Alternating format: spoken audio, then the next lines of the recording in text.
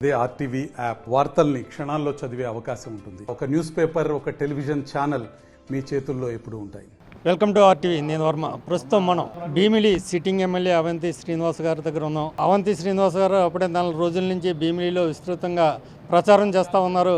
ఆయన ప్రత్యర్థి ఎవరో ఇప్పటి వరకు తెలియని, కూటమి అభ్యర్థి ఎవరో తెలియని పరిస్థితులు కనిపిస్తూ ఉన్నాయి. ఇప్పుడు భీమిలిలో ప్రచారం ఎలా జరుగుతూ ఉంది, ఎవరితో అవంతి శ్రీనివాస్ యుద్ధం తెలుసుకున్నారు అని ఇప్పుడు అడిగి తెలుసుకున్నాం. నమస్తే సార్. సార్ మీరు అప్పుడే విస్తృతంగా భీమిలి నియోజకవర్గంలో దూసుకుపోతా ఉన్నారు. ఇప్పటివరకు మీ ప్రత్యర్థి ఎవరో తెలియలేదు. ఇటు కనిపించని శత్రువుతో అప్పుడే మీరు యుద్ధం చేస్తూ ఉన్నారు. థ్యాంక్ యూ వర్మ గారు.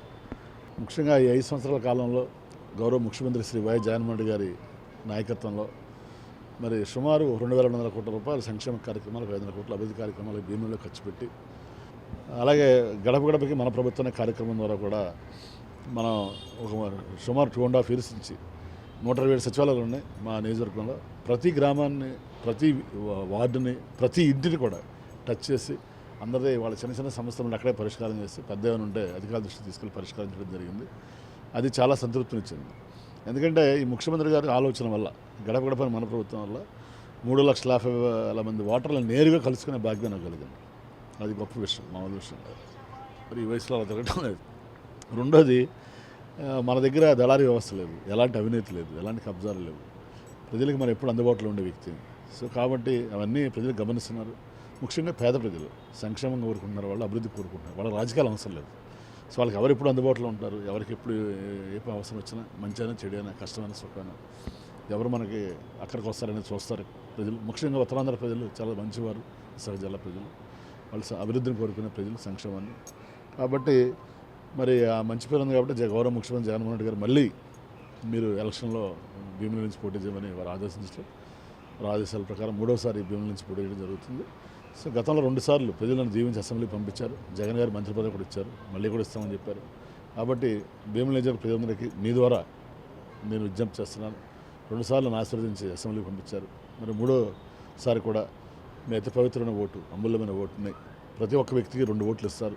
ఒక ఓటు ఎమ్మెల్యేగా నాకు, అవంతి శ్రీనివాసరావుకి ఫ్యాన్ గుర్తు మీద, 2వ ఓటు శ్రీమతి బొత్స ఝాన్సీ లక్ష్మి గారు ఎంపీ అభ్యర్థి, వారికి 2 ఓట్లు కూడా వేసి.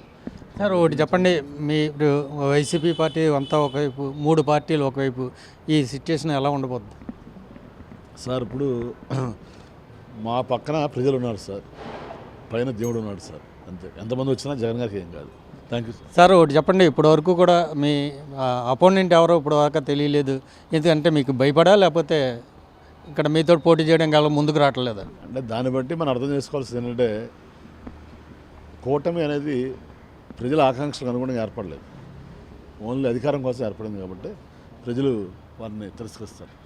సో ఒకటే చెప్తా ఉన్నారు అవంతి శ్రీనివాసరావు గారు, ఇప్పటి వరకు కూడా నా ప్రత్యర్థి ఎవరో నాకు తెలియలేదు, అయినా నేను ప్రసారంలో దూసుకుపోతా ఉన్నాను, ఖచ్చితంగా భీమిలి నుంచి గెలుస్తాను, విశాఖ రాజధానిగా జగన్మోహన్ రెడ్డి గారు పాలనా పగ్గాలు చేపడతారని చెప్తా ఉన్నారు. ఆర్టీవీ కోసం కెమెరామెన్ అజయ్తో కలిసి వర్మ, విశాఖపట్నం.